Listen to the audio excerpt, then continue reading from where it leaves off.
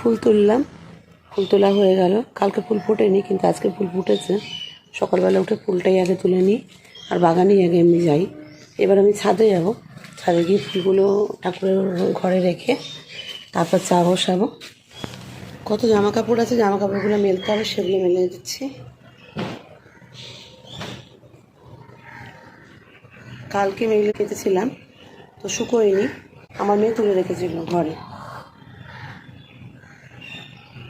সেগুলো মেলে দিলাম। চা খাচ্ছি, কিন্তু ঠান্ডা কিন্তু একদমই নেই এখন। এবছর ঠান্ডা পড়লো না বললেই চলে।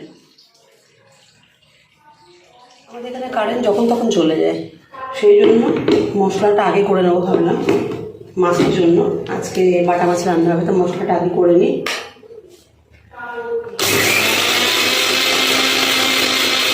কতগুলো বাটা মাছ এনেছে মা, একদমই ছোট ছোট।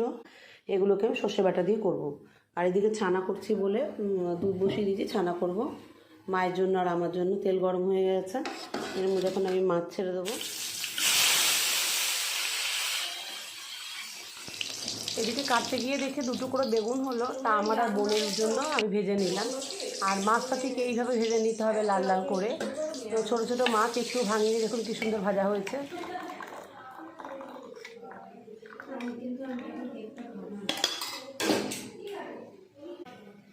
মেয়ের জন্য চা কমপ্লিট, চা করে দিলাম, এখন চা খাবে। রিয়া, চাটা কেমন হয়েছিল?